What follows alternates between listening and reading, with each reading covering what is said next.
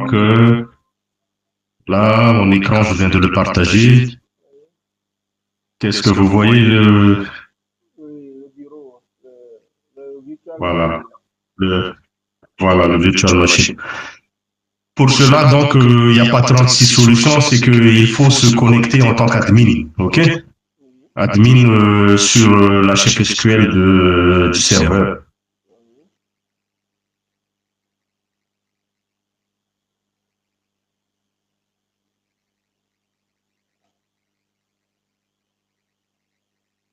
Ok, là, vous voyez le centre de contrôle. Donc, la manière la plus simple de faire, c'est de dupliquer la base de données. Ok? Par exemple, la copie, là. Donc, je fais OK. Par exemple, celle de Nathalie, là, on a une copie et on va voir ça dans le centre de contrôle d'hébergement. Non, c'est dans la, oui, c'est dans où déjà? Ah, il faut que se connecter avec le compte de Nathalie. Donc, je me déconnecte d'ici, je me reconnecte là, bon, sur le serveur, donc avec un compte, voilà, le compte de celui qu'on a dupliqué la base. Ah, il me dit quoi? L'accès au serveur veut que Nathalie, son mot de passe est correct. Pardon. Qu'est-ce qui se passe là? J'ai mis là mauvaise mot de passe. Il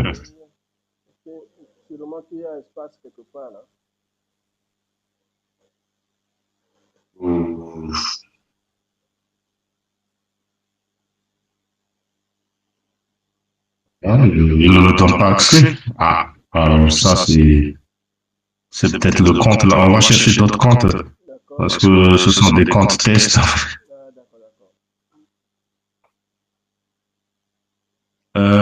Pour toi, il y a déjà deux bases de données ici, donc là, non, voilà pour ça. Il y a déjà deux. D'accord. Bon, là pour moi, là, je vais le faire là. Ah, c'est top.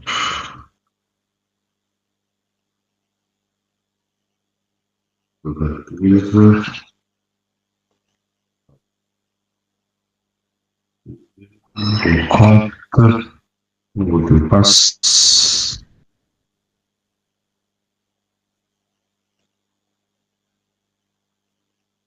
Là, par exemple, dans ce compte-là, il y a juste qu'une base de données.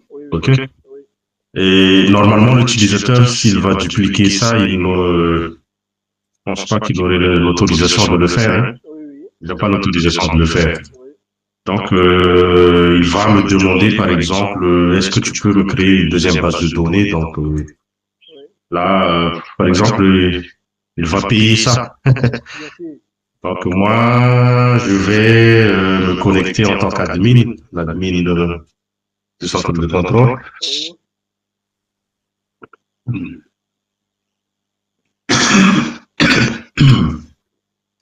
Et je vais dupliquer, par exemple, cette base, voilà, copie là.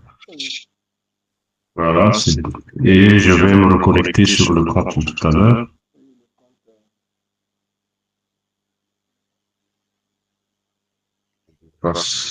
Et donc, ça va changer. Voilà. Et je pense que pour renommer ça, il n'y a pas de renommage. C'est la création. On renomme ça depuis la création. Oui, la duplication, voilà. D'accord, ok.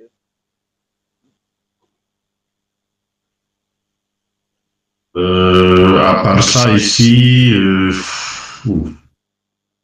donc on a presque vu là le centre d'hébergement, l'administrateur, bon ça c'est le classique. Hein. C'est juste pour tester si ça marche ou ça marche pas. Hein. Désactiver le web service et tout cela. Donc, c'est ici, on voit qu'on a la version, hein, version disconnexion. Oui, c'est ça. C'est, C'est ça. ok. À part ça, donc, voilà. Donc, revenons à notre cours, là. Donc, hier, on s'est arrêté avec le socle, là. Donc, comme j'ai toujours dit, avec socle, c'est plus facile de manipuler par rapport au reste, mais pas très utilisé comment dire ça, par les développeurs parce que c'était la première version là, des web services. Et il y a même avant, si on n'était pas bon en web service, on contournait ça avec les FTP. Oui, oui, oui. Et maintenant, il y a avec Windows, il y a le SOAP et l'importation de la description, donc ça devient un jeu d'enfant. Et pour aujourd'hui, donc, notre objectif, c'est voilà, de pouvoir un jour, si on a les moyens, donc d'acheter notre propre serveur, cloud ou bien serveur physique, d'y installer un serveur web dev et de pouvoir gérer les développeurs ou les clients, les bases de données des clients grâce au web service que nous diffusons chez eux. Donc l'objectif, c'est d'avoir qu'un seul web service et gérer plusieurs bases de données. Là, ça va faciliter la vie au lieu de faire des branches de projets pour chaque utilisateur ou bien client. Donc l'architecture, à vrai dire, c'est à peu près on a une série par exemple d'ordinateurs ou d'appareils mobiles. On a ici notre serveur en cloud, ok. Donc on a l'internet et oui, voilà notre internet et puis de pouvoir bon, lier tout ça.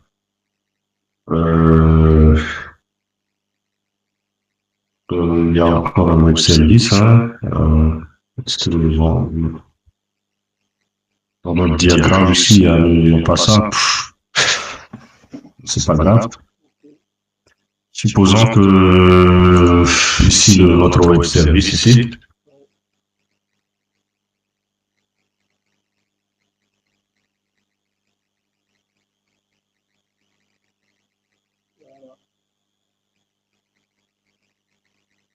qui va faire la connexion.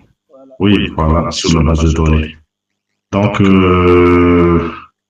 un web service utilisé par plusieurs appareils en même temps, et c'est dans la base de données qu'on va gérer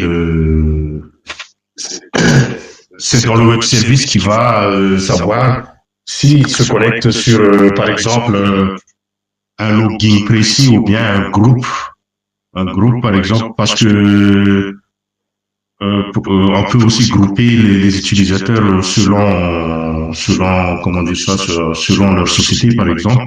Si ces groupes d'utilisateurs se connectent, donc ils vont se connecter à une base de données précise. Donc l'objectif c'est à peu près c'est un peu ça.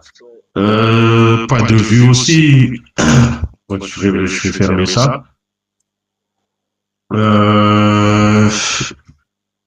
Et aussi avec les authentifications. Il y a plusieurs types d'authentification dans les web services. Là, j'utilise par exemple le Postman. Oui, par exemple, je fais simple là pour voir. Donc, autorisation. On va utiliser ce autorisation. Pourquoi on va utiliser ce authorization là? C'est ce pouvoir envoyer les infos de connexion sur la procédure prologue de WebDev, du web service REST. Donc, il y a beaucoup, beaucoup de types d'autorisation. Là, par exemple, on a JWT Beryl, ça c'est les tokens, hein, les tokens qui sont faits avec Java. Il y a le basic. Donc, ce qu'on va utiliser, on va utiliser le basic, là, basic authentication. Donc, c'est le plus facile à mettre en place là sur WebDev, WinDev et WebDev. Si par exemple aussi vous utilisez l'authentification à double le OAuth là, OAuth 2.0, normalement le fournisseur là va vous générer un token que vous pouvez utiliser. C'est lui qui va comment dire ça, c'est qui va vous donner le token. Par contre, avec Basic Authentification, c'est nous qui va créer notre propre token. Donc, et il y a aussi les headers. Je ne sais pas si vous avez déjà utilisé les headers dans les requêtes HTTP.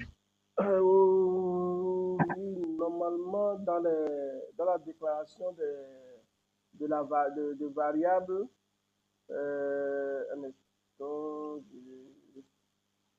la déclaration de variables,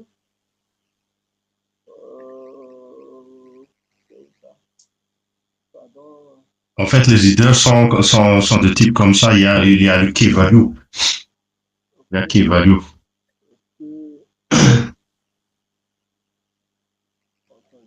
Là. Allô? Oui, oui, oui, oui. Oui. Oui. Spiro, est-ce que tu as des, comment dire ça? Tu fais beaucoup de web services ou bien Bon, là, il faut que je poste. J'ai essayé de faire un web service. Bon, ça tourne naturellement même, mais moi, j'ai pas utilisé le logiciel que vous utilisez maintenant. Maintenant, pour les authentifications, les tokens et tout ça, là, j'espérais voir comment on utilise ça, quoi. Ah, d'accord. Oui, parce que là, on va faire ça pas à pas, ok? Ok. J'aurais besoin de ce logiciel-ci, c'est ça? Non, pas Ok. forcément. D'accord. Pas forcément parce que pour les restes, WinDev nous a déjà mis WD test rest là. Ok. Il peut même générer comment dire ça, de code, code, de code pour pouvoir intégrer ça dans WinDev.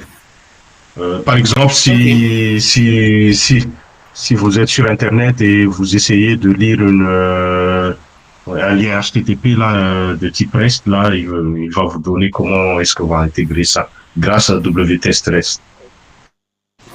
Mais pour Postman, parce que si vous utilisez d'autres logiciels comme par exemple Visual Studio, Code, comme ça, donc on peut intégrer Postman là pour voir les données, les structures des données. Parce qu'il nous facilite la vie parce qu'il peut créer des tableaux avec les données qu'il a récupérées. C'est un peu sa puissance. Donc on met les verbes HTTP ici et l'URL. Là par exemple, là il nous renvoie ça. Donc fait faire un preview et générer la table. Bon, c'est pas grave ça. Okay. Maintenant, un petit démo alors sur ce que nous avons, l'objectif que nous allons faire.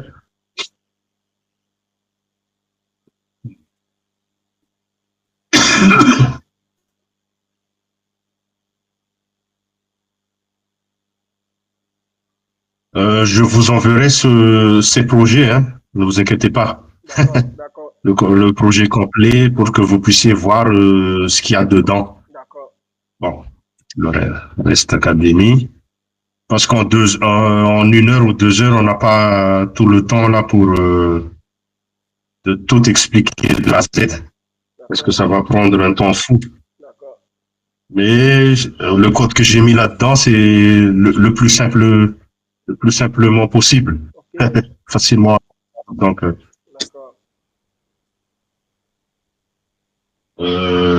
là, reste préparation. Encore, là, l'autre.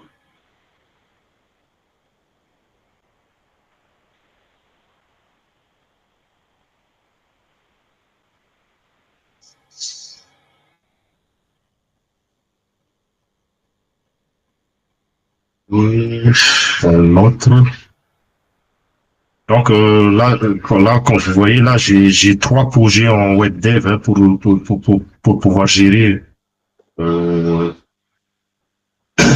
pouvoir gérer les utilisateurs et le web service. Ok, Euh, bon, j'ai découpé, mais vous pouvez intégrer ça dans un seul projet grâce aux configurations. ok, ok, ok. Donc, vous changez de configuration. Voilà. Bon, commençons par WinDev. Quand je lance WinDev, par exemple, ok, euh, j'entre par exemple admin. Entre temps, hein, je suis ici pour que vous puissiez comprendre. Euh, dans la base de données,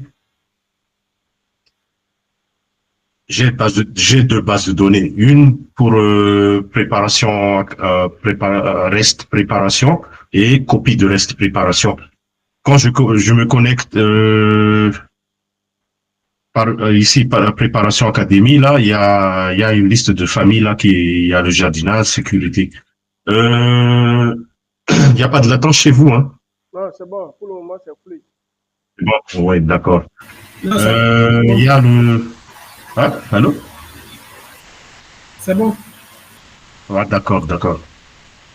Dans la base Prépa Académie, qui est utilisée par le login admin, il y a 5 familles là. Oui, OK? oui.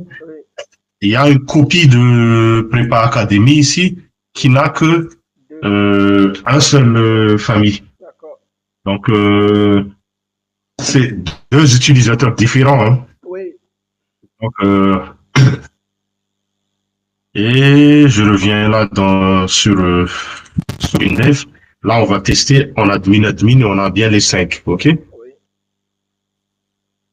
Et quand je me connecte avec notre login, là, le propriétaire de la base de données, ici, Ok. il n'y a qu'un seul. Voilà. Donc, c'est l'objectif que nous recherchons, en fait.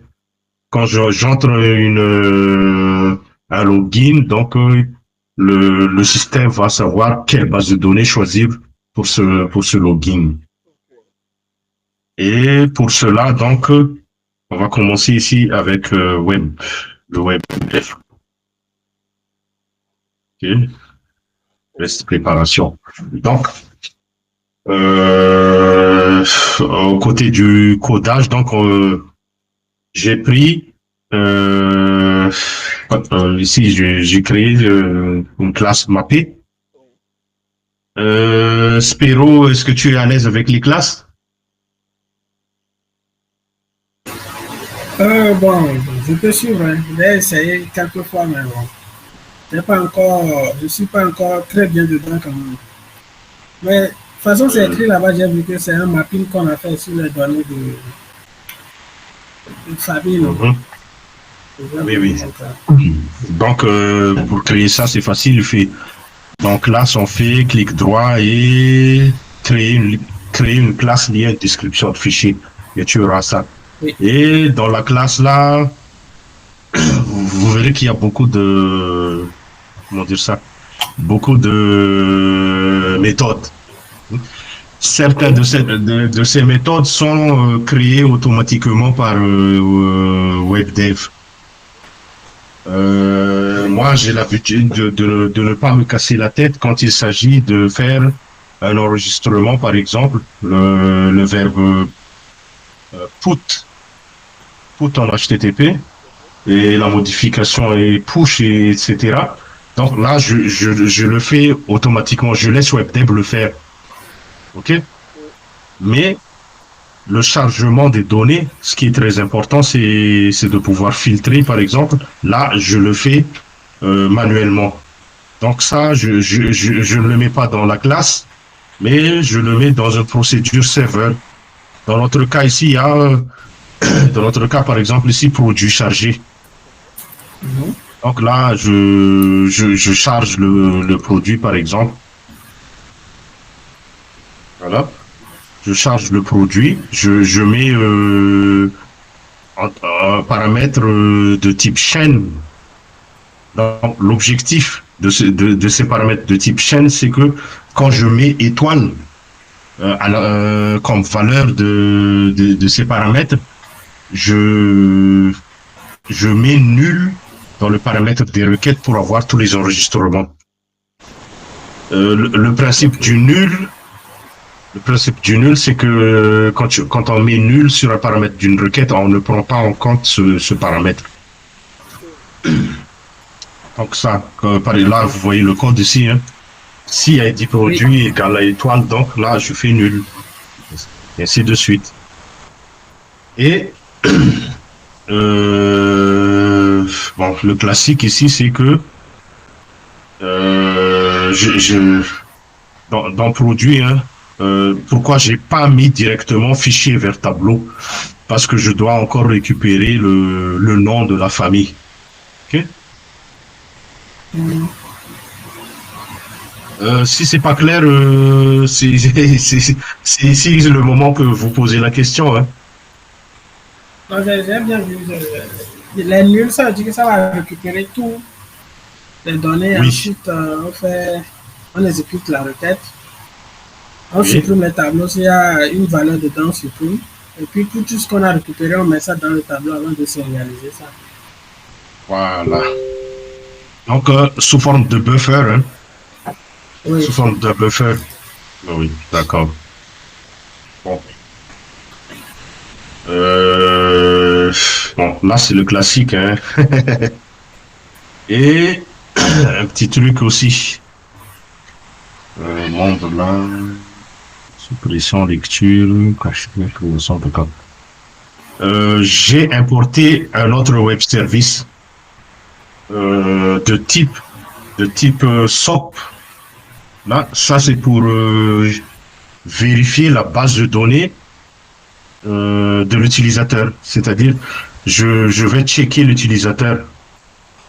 Est-ce que si l'utilisateur existe, il va me renvoyer la base de données de l'utilisateur. OK? Ok. Oui.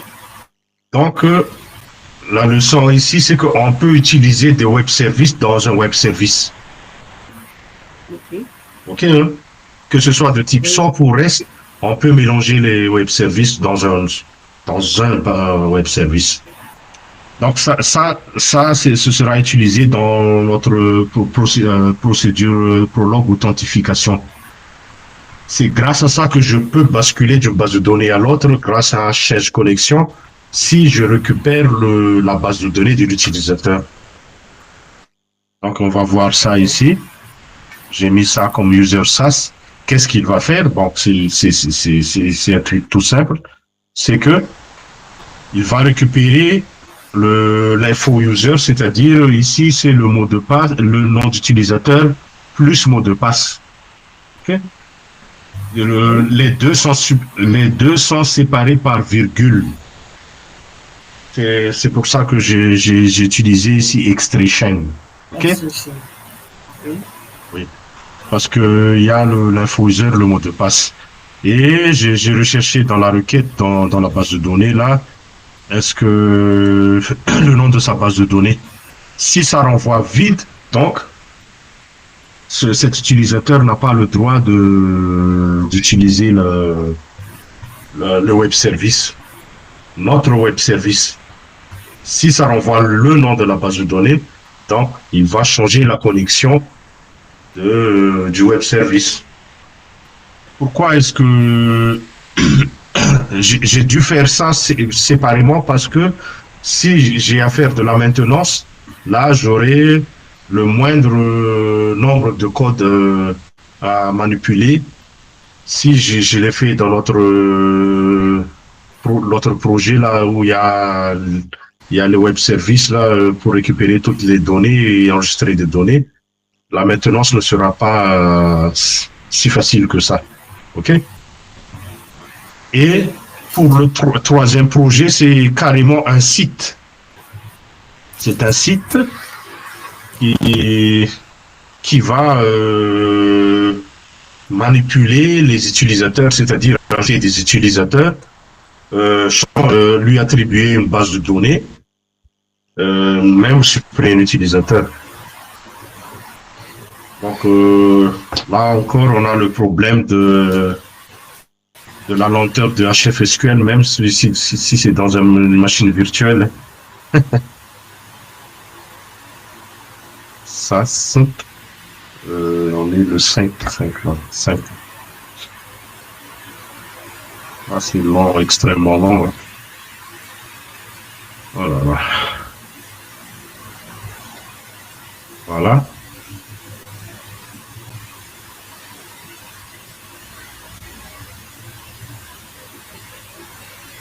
Là, quand vous voyez, là, moi, j'ai utilisé Bootstrap 5 comme CSS. On peut utiliser Bootstrap 5. Hein. Vous voyez ici, par exemple, là, on a les séries d'utilisateurs ici. Et j'ai, comment dire ça, j'ai attribué une base de données à chaque utilisateur. Admin, il utilise Prépa Academy. Et moi, par exemple, j'utilise le copy. Et ça, c'est dans notre base de données. Donc, je peux activer, désactiver les utilisateurs. Là, ça dépend de vos besoins. Hein. Oui. Et à titre de cours, j'ai fait ça. Donc, en résumé, on a 3 projets. Le projet web service proprement dit.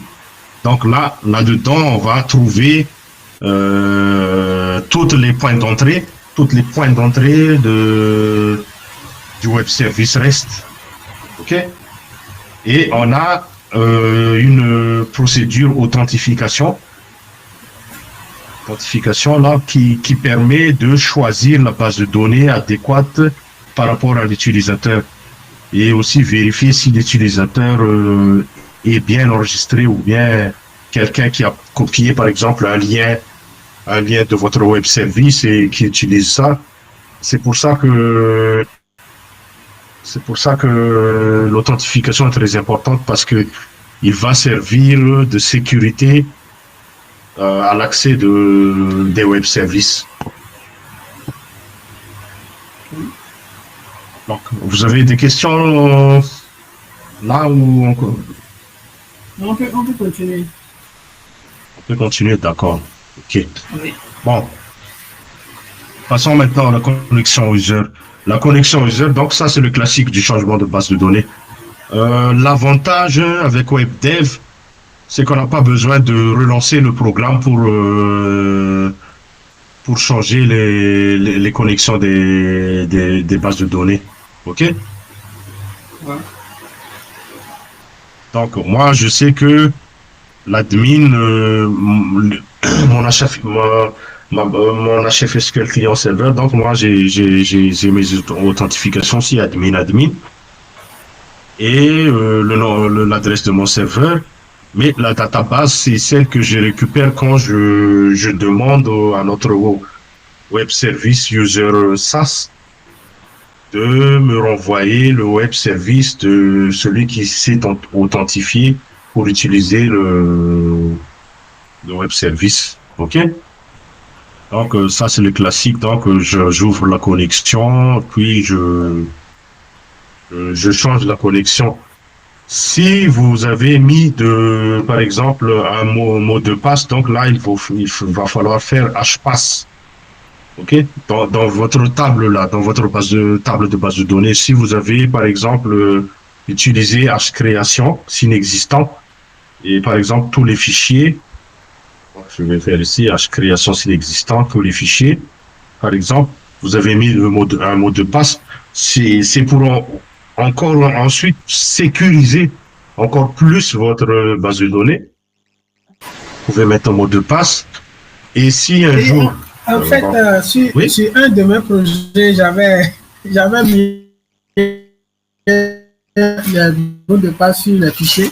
Et à un moment, à chaque fois que les utilisateurs ouvraient les fichiers, là, ça demandait un mot de passe. J'ai dû galérer avant de trouver le hpass là. Oui, il faut utiliser hpass. Et il y a un truc aussi très important, ce sont les fichiers journaux, là, les JNL. Bon, dans les fichiers journaux, comment on l'utilise, c'est si par exemple il y a des pertes de données, des pertes d'enregistrement, c'est dans le fichier JNL, le journal là que vous pouvez récupérer ces données. Une petite anecdote, il y a 5 ans passés, nous sommes confrontés à ce problème. Des commandes pendant une semaine ont été perdues. Là, on savait pas, on n'a rien fait, hein, mais c'était WinDev qui a bugué ou HFSQL, on savait pas, parce que l'application, il était utilisé sur un VPN, et on a perdu des commandes, des centaines de commandes pendant un laps de temps d'une semaine. Ce qui nous a permis de récupérer ces données, ce sont les fichiers journaux, les journaux des opérations et les fichiers journaux. Comment on l'utilise? Donc, c'est simplement quand vous allez dans outils, là vous allez voilà, vous allez ici dans WOutils ici, il y a il est où là? WJournal ici. Vous voyez ici? Donc voilà, vous allez utiliser là pour voir les enregistrements qui ne sont pas qui ont été altérés ou bien effacés, je sais pas, hein, de la manière comment ça s'est passé. Oui. Avec l'application qui est installée sur le client, est-ce qu'on a le WD Journal? Oui, tout ça, tout ce qui est dans WOutils, vous pouvez il y a un exe dans l'installation de WinDev que vous pouvez prendre. Par exemple, WDMap. Oui. WDMap. Voilà. Donc, dans le fichier d'installation, vous allez trouver tout cela. Okay. Même modifique aussi. La dernière fois, quand on a parlé là de modification automatique, là, vous pouvez aussi installer ça chez le client. D'accord.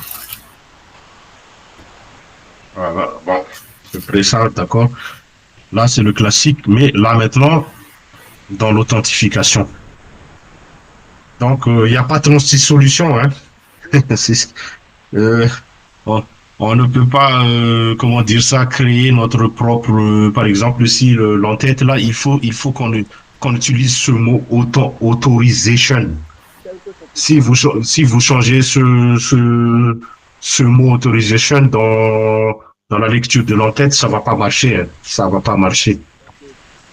Il faut que ce soit ce mot authorization. Même autorisation en français, ça va pas marcher. OK? Là, on est dans la procédure authentification SaaS. Vous voyez que j'ai récupéré dans un buffer ça. OK. On revient là tout à l'heure. Hein. On va basculer sur WinDev. Comment est-ce qu'on fait alors? La famille là, c'est chargé. Voilà. Qu'est-ce qu'on a fait? On a le classique, hein. Le classique du web service, mais il faut ajouter ceci. Voilà, ces deux lignes là. Il faut ajouter ces deux lignes. Euh, Si vous n'encodez pas ça en base 64 aussi, ça va pas marcher. C'est encore, c'est encore un piège aussi. Ok. Il faut que on l'encode ça en base 64. Info user, un Euh, instant, hein. J'ai dormi un peu tôt, hein. Pour un moment, j'ai dormi hein? sans le savoir. Dormi sans le savoir. Info, truc là, c'est un tableau, non? Info user, là. C'est un tableau, ça, non? Ou bien- Alors, ah, c'est une chaîne. Ah, C'est rien. Attends, je vais. Lors de la connexion ici, le démarrage de l'application, ok? ok, oui. Donc ici, il y a ici, voilà. Ah, ok, ok, Donc ok, je ok, je fais, vois, d'accord, d'accord, ok, ça va. Ok, ah, ok, il faut que je mette comme voilà. ça, très bien. D'accord, ok. Oui, il ne faut pas oublier ça, hein. Ok, oui, oui. Ça, c'est pour que vous puissiez là-bas, dans le web service SOAP, là, pour séparer bien l'utilisateur et le mot de passe. D'accord, OK? d'accord, ok. Donc, je reviens ici. Là, il ne faut... Là, c'est... Bon, c'est... Bon, c'est de type GET, hein.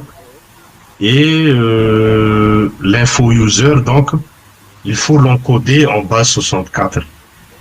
OK? oui, Et, ne- et utiliser une autre. Voilà. Le reste requête ici, l'entête authorization. oui. Même si vous changez ça en autorisation en français, ça va pas marcher. Ok, ok. Là, je ne sais pas, hein. Je fais ça en 25, je ne sais pas dans les versions supérieures. Mhm. Et, et ne pas oublier basique avec Ça va être... un espace. ok. Ah, Faut d'accord. jamais oublier ça parce que ça va pas encore marcher, hein. Ok,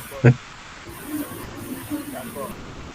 Donc, c'est là qu'on envoie en en-tête quand on fait le reste, la requête là, Oui, l'en-tête autorisation oui, basique. C'est pour cela que c'est l'autorisation basique et l'info de l'user.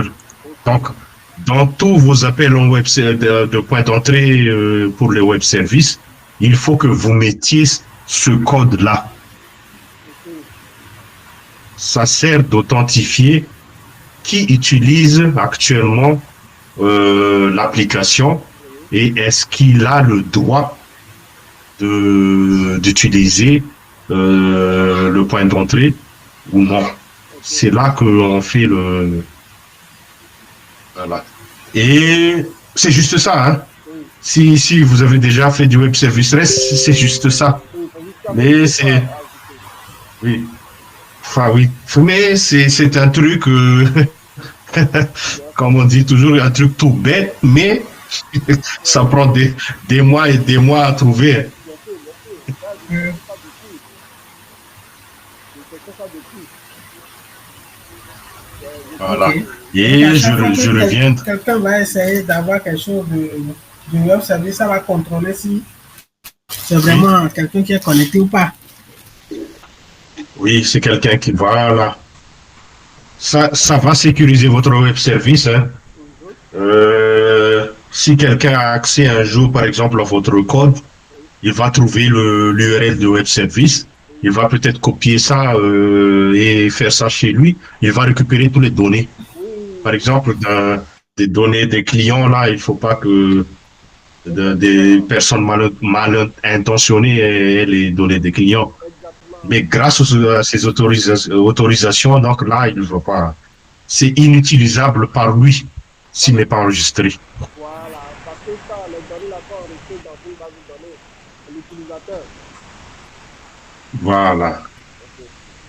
Vous pouvez aussi, comment dire ça, pousser ça un peu plus loin aussi en utilisant le groupware utilisateur, hein. Oui, oui, oui. Et si vous aimez l'utiliser. Mais, mais là aussi, ça demande encore des manipulations, beaucoup de manipulations. Donc, je pense que pourquoi faire difficile si on peut faire plus simple. Donc, D'accord, d'accord. Ça, c'est plus simple. donc, ce sont les points qu'il faut faire attention, hein. C'est ce que j'ai dit tout à l'heure. Oui, C'est l'entête ici, surtout. l'autorisation ici, authorization, et le basique là, avec un espace. Si on enlève ça, ça va pas marcher. Si on met quelque chose que, par exemple, un nom autre que basique, là, je pense pas que ça va marcher aussi, hein. Ce sont des constantes. C'est statique. Voilà, voilà. Donc, je reviens ici au RDC pour voir le code. Donc là, j'ai récupéré pour lire l'entête. Déjà, avant de passer à ça, quand on, où est la description? La description de nos web services ici, ok? Quand vous, quand vous cliquez sur description, ok? Il y a ici ce qu'on appelle le procédure prologue, exécuté avant chaque appel. Chaque appel de point d'entrée, n'importe quel point d'entrée, c'est la procédure qui va être exécutée avant le point d'entrée. Donc, notre procédure, c'est authentification SAS. OK? Voilà. Donc, on revient dans notre procédure authentification SAS. Donc, ça, c'est notre procédure. Donc, je récupère ça, dans le token ici, dans une chaîne. Donc, vous voyez, tout à l'heure, on a encodé ça en base 64, OK? Oui. Donc, on va lire ça grâce à Web Service lit en tête HTTP. Et on lit ça aussi grâce à celui-là, Authorization. OK? Bon, là, je teste si c'est vide. Donc là, on écrit le code HTTP. Moi, je pense que vous pouvez chercher ça sur Internet si dans le cas où les codes HTTP, hein, erreur de cas d'authentification, c'est authentification absent et ça. Et qui est très important aussi sur les procédures prologue, quand vous renvoyez vrai, il va accepter de continuer à utiliser le point d'entrée. Mais si vous renvoyez faux, il va tout arrêter directement. Voilà. Donc là, j'étais obligé ici de retirer basique, ok? Parce que je n'ai plus besoin du mot basique là, basique avec espace, hein? Donc voilà, j'ai mis position basique et galère, donc j'ai enlevé. Il y a 7 caractères dans basique, hein, avec l'espace. Avec l'espace, d'accord. Donc j'ai récupéré là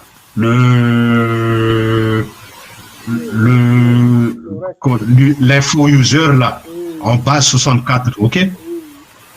Et après j'ai juste à décoder ça, hein. Oui. Après ici donc j'ai utilisé comment dire ça, le web service SOAP user SAS là, pour checker dans la base de données si cet utilisateur existe bel et bien, et s'il existe, renvoie le nom de la base de données. OK?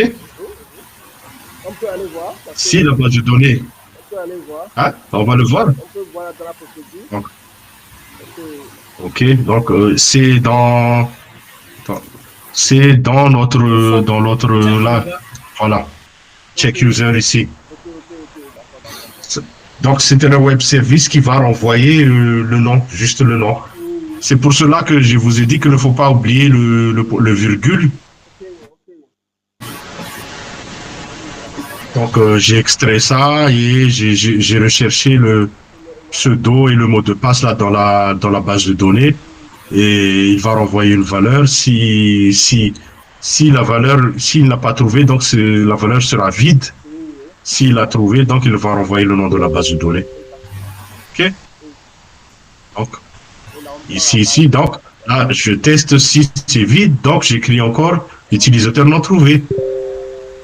Je renvoie faux, hein, systématiquement pour bloquer, pour arrêter l'appel du point d'entrée. Sinon, Sinon, donc, il a trouvé la base de données. Donc, je lui dis de changer toutes les connexions de cette base de données des bases de données existantes à cette base de données. OK? Voilà. Et ici, j'écris si, s'il y a une erreur, donc là, c'est les erreurs de connexion. Donc, c'est la plage 500.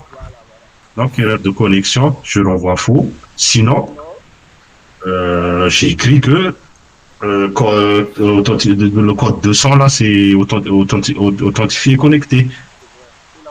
Et je renvoie vrai. Voilà. Donc, Ah oui. Je crée des branches parce que je crée tellement de branches. Donc, je vous envoie tous ces codes, ne vous inquiétez pas. Et on va faire un test condition réelle ici. Grâce aux exés, par exemple, j'ai créé déjà l'exé. Je veux lancer autant d'exés qu'il y a. 1, 2, 3. Hop. Par exemple, là, il y a des utilisateurs qui travaillent en même temps, hein. Supposons, hein. Bon, admin, il s'est connecté. Bon, il a ça. Moi, je vais me connecter. Voilà, j'utilise encore, par exemple, admin. S'il est dans un autre poste, pourquoi pas. Voilà, vous voyez? Ok. Il y a pas de conflit de connexion, hein. C'est ce qui est très bien. Mais pour faire ça, il faut, quand on a plus de 10 appareils, il faut vraiment acheter le serveur d'application pour avoir des connexions illimitées. Oui, là. Voilà. Voilà,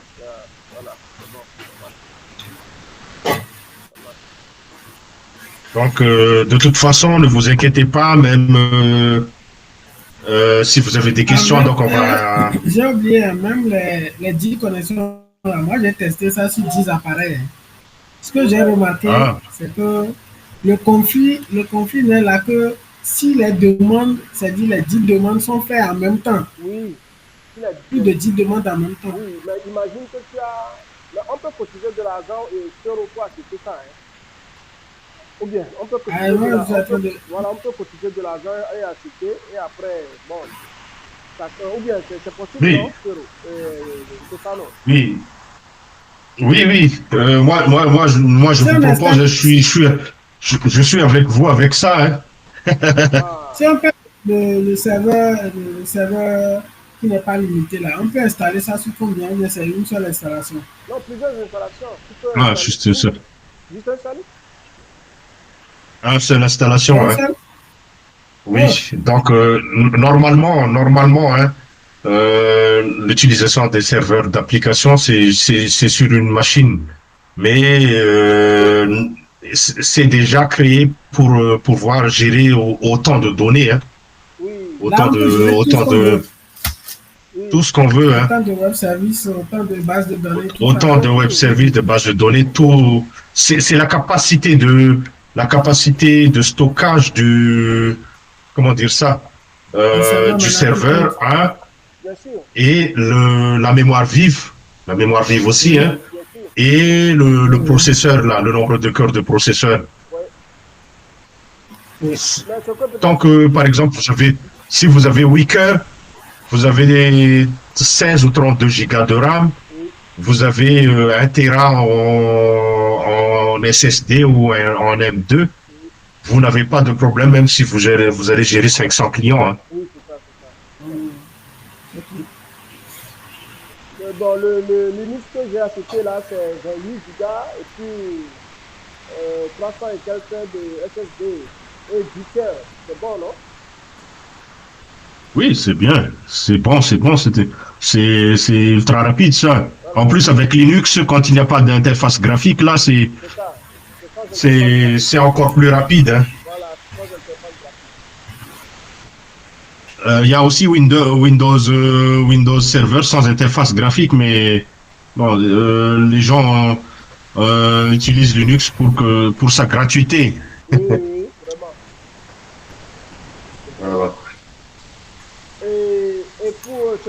je pense que c'est ce que l'on demande. Par exemple, actuellement, le serveur d'application, c'est à 400 et quelques dollars, euros. Ils vont augmenter un peu.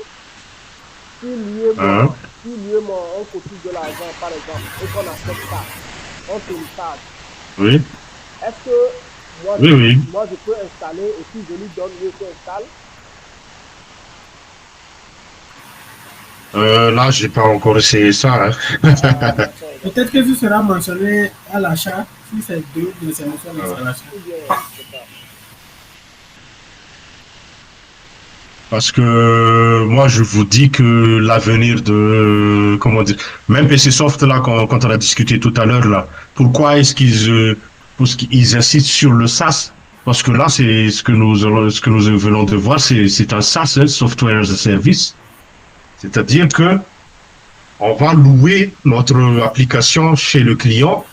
Il va payer par mois l'utilisation, mais il n'a pas à se soucier si c'est compatible avec sa machine, si ses données, le stockage, il a un bon stockage ou bien il va perdre ses données parce que vous voyez que dans l'application, il n'y a pas de base de données. Hein, dans l'application Windev, là, ça n'utilise pas de base de données. Oui. Donc, c'est léger, c'est rapide. Donc, c'est quelque chose de très pratique. Hein. En plus, c'est multiplateforme, automatiquement. Multiplateforme. Voilà, c'est ça même la puissance. Voilà. Dès que tu as les web services, tu peux utiliser ça sur toutes les plateformes. Ouais. Donc, au fur et à mesure où les jours passent, vous pouvez poser des questions s'il y a des blocages. Même si, comment dire ça, avec attends, je vais voir un code là. Pour Spiro, je pense, pour faire un nouveau famille. Est-ce que j'ai le code ici? Fiche famille. Valider. Sauve. Voilà, un code là pour, je pense que tu sais déjà utiliser, hein. Pour sauver là, donc le code d'utilisation de l'APO, hein, de la classe pour sauver la classe. J'ai commencé juste un peu. On va du ciel, oui. La classe. Ok. Donc on sérialise et voilà, on sérialise là et après vous pouvez aussi utiliser ça, hein, erreur info complet, mettre ça dans un chaîne. Okay. Pour gérer les erreurs. Ce que je fais ici, c'est que je crée une classe où je déclare toutes les variables HTTP et après je le fais que appeler, voilà, pour aller vite quoi. Au lieu de réécrire,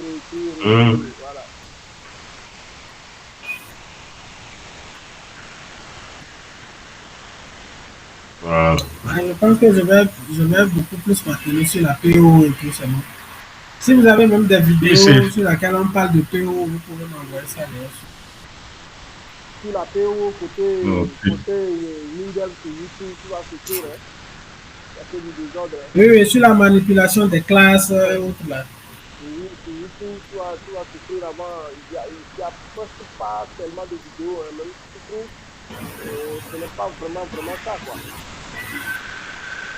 Mais dans les employeurs, en fait, l'APO, si on pousse très loin l'APO, il y a aussi des modèles MVP, modèle View, MVP là, non, MVC, modèle View Controller et tout ça.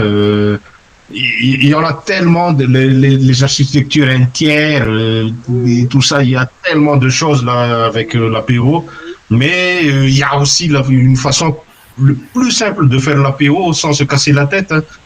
Pas besoin d'aller parce qu'il y a trop de règles avec l'APO. Hein. Il y a Il y a aussi les extends là, comment dire ça avec Windev, Toute en Java extend là, c'est l'héritage. héritage. Voilà, Les il y a les héritages, héritages et tout ça. Heureusement qu'ils ont créé le mapping. Hein. Et le corps. moi, en fait, le mapping, ça facilite la tâche. Voilà, voilà, voilà.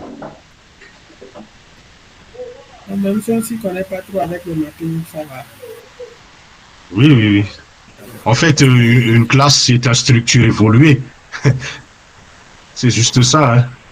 On Oui. peut dire ça parce il y a tout simplement une méthode là-dedans. Les méthodes, ce sont les fonctions qui manipulent les données d'une classe. Mais là, ils vont te dire que pour qu'une classe, il faut que ce soit encapsulé. Ça veut dire encapsulation. Donc, il faut aussi que ce soit des membres privés qu'on n'accède pas. Il faut les getters-setters. On utilise aussi les constructeurs là pour envoyer Oui. Ah, là, ça devient compliqué. Hein. Oh, c'est ça, Et, j'ai suivi là. C'était les constructeurs, les destructeurs, tout ça, là, c'était devenu compliqué. mais je vais essayer de faire une vidéo simple là-dessus, hein, très simple, qu'on D'accord. peut utiliser avec les classes. C'est facile à comprendre quand même. Hein, parce que après, D'accord. Dès que vous m'envoyez la vidéo là, bon, je pense que je vais m'y atterrir. c'est un jeu. Hein. Sinon, j'ai même programmé des choses en PO, hein, juste que j'ai oublié de mettre ça dans le GDS. Et ça s'est perdu, quoi. Ah, le GDS, hein, ça. À partir de vous savez qu'à partir de la version 26, Oui. on va faire 28 là, on peut utiliser, comment dire ça, GitHub. Hein. Le guitare, oui, On peut utiliser GitHub au lieu de GDS. Hein. oui. GitHub Et là, avec c'est GitHub, pourquoi cette alternative? Là-bas, c'est gratuit, non? euh, Est-ce que oui, ah, c'est gratuit, c'est ça? Oui, apparemment. c'est gratuit. En plus, il y a aussi GitHub Desktop là. Comme par exemple, là, je vais ouvrir où vous pouvez Oui, créer vos repositories. voilà. Vous mettez vos, comment dire ça, vos projets là-dedans et il y a les mains et les branches et tout Voilà, ça. Hein. voilà. Il y a les historiques et tout ça, comme ça. Avec GitHub Desktop, mais vous pouvez aussi faire ça avec du code, hein, avec la ligne de commande. Mais avec l'utilisation du GitHub Desktop, c'est encore plus facile. Mais tout va en ligne, ou bien c'est ça reçu la matrice. Et il y a un repository local et en ligne. Je peux faire un fetch en ligne et je peux comment dire ça, tout d'abord travailler en local et après quand j'ai fini ça, je peux envoyer ça en ligne. Et je peux aussi récupérer grâce aux branches que j'ai fait. Il y a plusieurs branches en fait dans un projet et quand il y a une erreur, je peux revenir sur notre branche et tout ça. D'accord, d'accord. Et on peut aussi travailler aussi à plusieurs. Oui, oui, c'est ça. C'est ça. Et ça Moi, il y peut a aider toujours une aussi question que moi, si... je me suis de- Oui, allô. moi, la question que moi, je me pose toujours, supposons que vous voyez par exemple M. Franck, il a beaucoup de projets.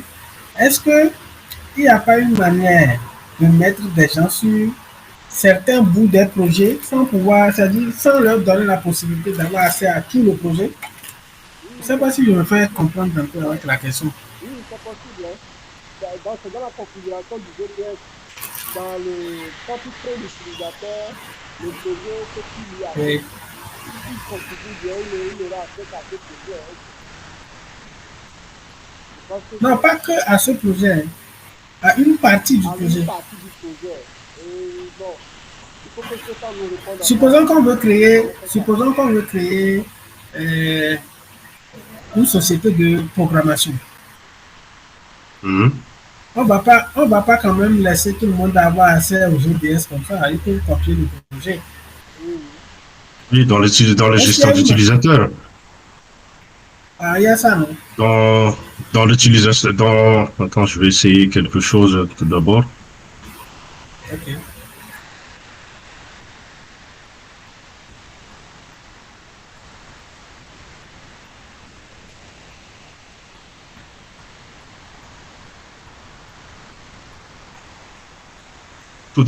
Là, je me suis trompé, hein. Tout d'abord, il faut que je me connecte en tant qu'admin, hein. Admin dans le lancement lancement de l'application là. OK? Ok. Bon, je me suis trompé là.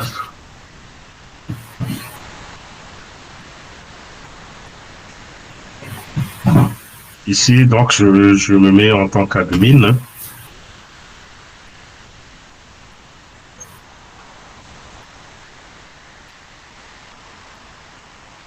Et bon, je vais ouvrir par exemple un projet là. Là, il n'a pas, désolé, il n'a pas trouvé le projet parce que je suis sur admin. Donc, je vais aller chercher ce projet là ici.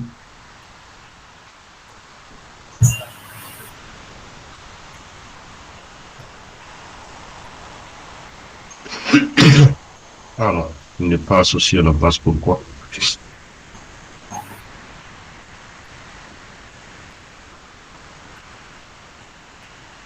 Ah non, c'est pas dans la base. Alors, c'est quoi alors?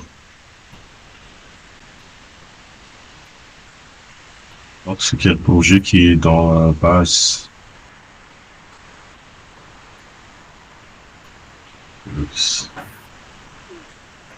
Ah, ça encore, non, hein?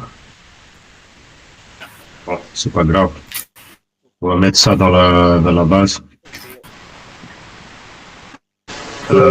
C'est où déjà ça? J'ajoute ça. Calme.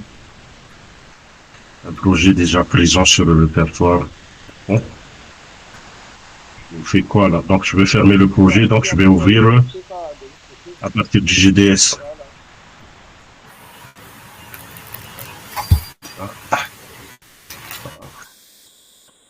Ouvrir normalement.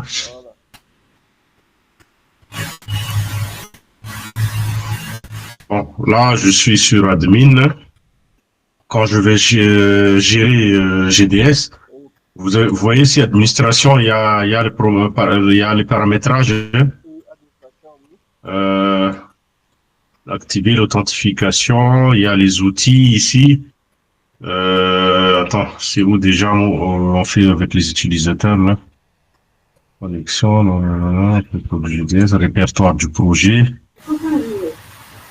politique historique, propriété. Voilà, il y a les droits. C'est dans les propriétés, hein, les propriétés ici. Là, c'est le répertoire, ok? Oui. Donc là, il y a les droits. Oui. Donc, vous pouvez changer les droits. Au lieu de contrôle total ici, comment dire ça, on peut pas. Voilà. Extraire, ajouter, renommer, supprimer Dieu, annuler les extractions, modifier les droits. Donc, on peut pas écrire, par exemple, juste lecture, ou bien on peut pas lire aussi, hein. OK? Ou modifier, hein. Ok. Donc, Lui, la question qu'il pose, c'est que, par exemple, on a dans le cours D'accord. il y a peut-être une Allô? fenêtre qui doit ajouter une fenêtre. Allô? C'est possible. oui. Allô? Allô? Oui, allô? D'accord. Ah. Allô? Oui, là, j'entends, hein. Oui. Là, Oui, par exemple, là, là, ça va. avec tout le monde, là, vous pouvez aussi ajouter des utilisateurs, un groupe d'utilisateurs. Là, normalement, donc, voilà, je suis pas sur client-serveur, donc je peux pas faire ça. Un utilisateur, par exemple, le développeur, OK? Vous validez et vous lui donnez les droits, par exemple, ici. Par exemple, il y a un nom en bas de tout le monde. Et là, il ne peut pas les lire, écrire ou modifier, donc il ne peut pas voir, hein. Donc, je fais que laisser contrôle total ici. par exemple, aussi sur un fichier, pourquoi pas, est-ce qu'il n'y a pas il y a propriété, il y a aussi les droits, hein. Si vous avez des codes là que vous voulez cacher, donc vous allez dans propriété, vous allez dans les droits, et là, vous voulez des droits spécifiques, hein, comme tout à l'heure. Par exemple, dans le code du projet initialisation, là, vous ne voulez pas que, je sais pas, quelqu'un voit les codes d'accès et tout ça. C'est peut-être possible.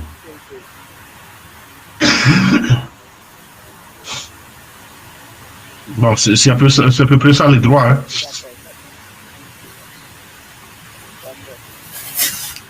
D'accord. Est-ce que vous avez une autre question? Bon, comme vous avez dit que vous allez me faire une vidéo sur les PO là, donc je vais attendre ça. J'avais des questions sur le mapping et autres là, mais bon, je pense que je vais attendre Bon, ça. je vais faire un truc tout simple et que tu peux utiliser tout le temps, hein, sans compliquer la vie. Hein. D'accord. À part ça, sur le web, j'avais des questions sur l'encapsulation, tout ça, mais j'ai trouvé les réponses déjà dans la vidéo. Ok. Donc, je prépare tous ces, comment dire ça, tous ces codes là, tous ces projets là. Donc, je vais envoyer, vous l'envoyer les liens, hein, ok.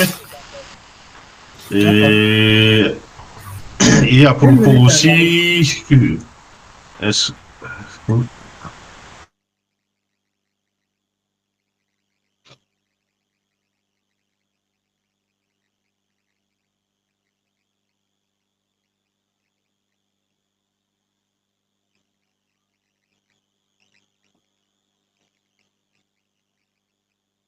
Alors, oui, moi j'entends toujours. Et pour automatiser aussi, il y a aussi le robot de surveillance. Est-ce que vous avez déjà fait ça, fabriquer le robot de surveillance? non. Fabrique logiciel, là, c'est pour même les états requêtes, là, j'ai jamais essayé. Ah, là, il faut coder les requêtes SQL. Ah,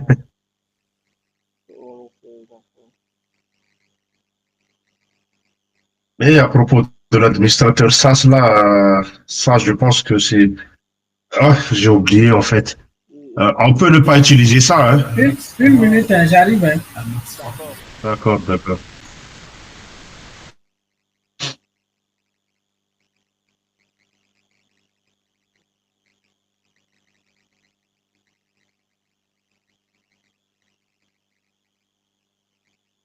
Il y a tellement de choses encore avec WinDev qu'on n'a pas exploré, hein. Ah. Ils sont en train de faire des conneries, hein. On pensait que c'était juste dans les codes que tout se passe, mais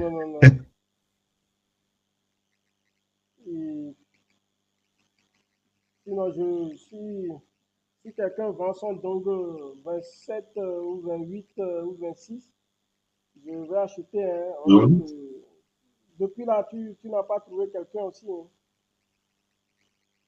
non, tous ceux qui ont les dongles ne veulent pas vendre. C'est pas pour payer le truc là. Ils vont te demander, ils vont te taxer 40 ou 50 euros par mois, non? Bah, même tes clients ne vont pas te facturer ça.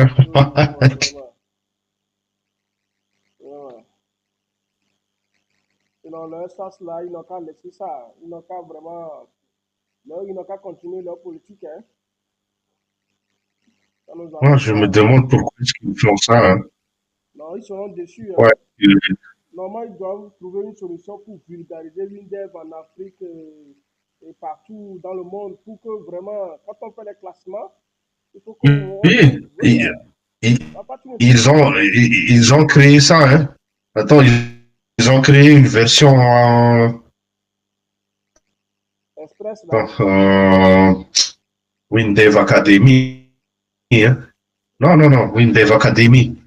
C'est pas la version express, c'est la version complète, mais gratuite pour les grandes, comment dire ça, pour les grands établissements là, Oui, mais tout ça là, ils vont encore poser des pour les grands conditions, établissements.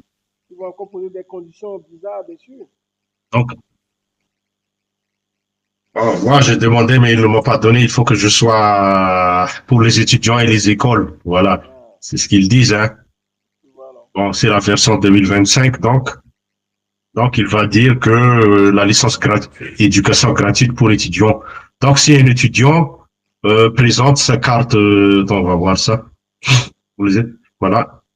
Il me dit là, utilisation réservée à des fins éducatives non commerciales, possibilité de renouvellement gratuit tant que vous êtes étudiant, Mhm. partage avec des tiers non autorisés, revente ou location non autorisée, justificatif accepté pour une demande de licence gratuite, carte d'étudiant en cours de validité ou certificat de scolarité.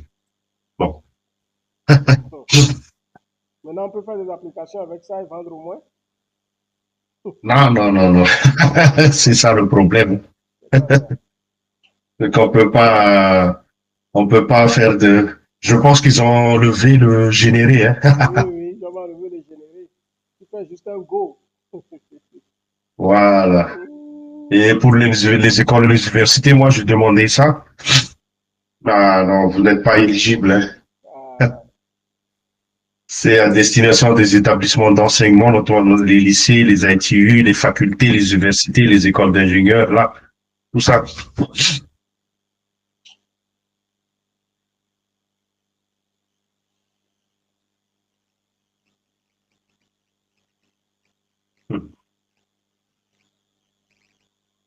Bon, ils ont fait ça, hein. Ils ont pensé à faire ça, donc ils ont pensé que ça peut vulgariser ça. non, ils ont des conditions bizarres. Ils n'ont qu'à réduire le coût, même autour de 500 euros même. C'est ça, hein. Ou bien on achète les Moi, Windows. moi, je, Oui. moi, je pense que s'ils enlèvent le truc là, le, le paiement de 1000 euros là, 1200 euros, je sais pas là, pour l'accès au ça, c'est juste par exemple 50 euros. Là, on pourrait par exemple, si on a une mission de 3 mois comme ça, on peut faire un petit sas. Oui, mais Mais ils nous obligent de payer les 1200 ou 1300 euros et ils nous engagent 1 an. En un an. plus, donc, on va payer dans les 2000 euros. Hein. Oui, c'est cher. C'est cher. Si je peux trouver une application de Hum. sous pour affecter avec je vais comme un pleurer, quoi. Je peux trouver une application de sous. Ah, c'est le truc de Windev là, expliquez-moi, non. Ils disent quoi? Ah, la licence éducative avec Windev Academy, là. Les étudiants peuvent utiliser la dernière version, là. Je pense que c'est une version SAS. Oui. Et par présentation de carte d'identité scolaire, là. Voilà. Carte d'étudiant en cours de validité. Donc, ils auront Et accès, c'est combien? rien, c'est gratuit. Oh, Gratuit pour les c'est rien. étudiants. Mais tu ne vas rien faire avec, hein. Tu ne peux pas compiler d'application avec. Tu vas juste faire go. Oh. Ah, on peut juste faire go, on peut pas Non, non, non. compiler. Non, non, non. On peut pas.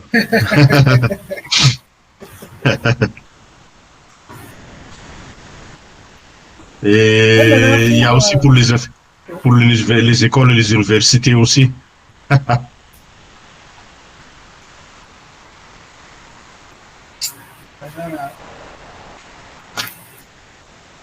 Mais si on peut tester le truc là, une série d'applications et voir, et, ça, on Attends, peut, on va et, voir ça coûte combien déjà là. Hein? oui, tu vas regarder, Le, tu vas voir, série d'applications web. C'est pas dans les clouds, combien il faut là? aller C'est dans le téléchargement, là? Oui, c'est l'application. On va dans le téléchargement. Je ne sais pas si dans ça, là, est-ce qu'ils donnent le même niveau ici,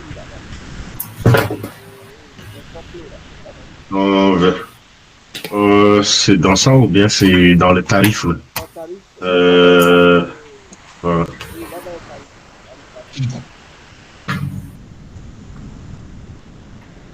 Ah, une def sur 89 euros. Là, ils ont augmenté encore, hein. Pour le quoi ça? À moi. Ça, c'est l'abonnement, là. L'abonnement de quoi? Ils ont une version où tu t'abonnes. Ah, mais on n'a pas d'argent. Je comprends pas. Ah, là, tu peux ne pas utiliser des clés, tu vas t'abonner, payer mensuellement 89 euros hors taxe. Bon, il y a encore TTC, hein, avec Windef, tout est TTC, hein, même si tu habites en Afrique. 99 euros par mois, aussi. Hein. ne peux même pas t'en faire. La catastrophe. Bon, c'est 106 euros par mois, 106 euros 800 par mois. Mais là, avec le nombre de licences, là, ça va, par exemple. Il y a 2058, hein, l'année. C'est qu'elle a fait ça. Ah,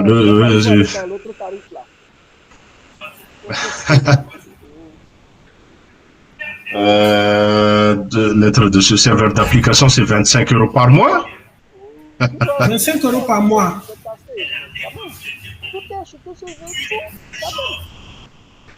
Voilà, même. Tout, hein. Maintenant, il y avait une licence qu'on pouvait payer une fois et puis c'est bon. Oui, c'est l'autre là que je suis en train de dire si on peut cotiser à ce là. Sinon, ça a 25 euros là. Ça fait déjà 250 euros à avoir 300 euros par année. Ça veut dire que si tu veux payer 400 euros, c'est bon.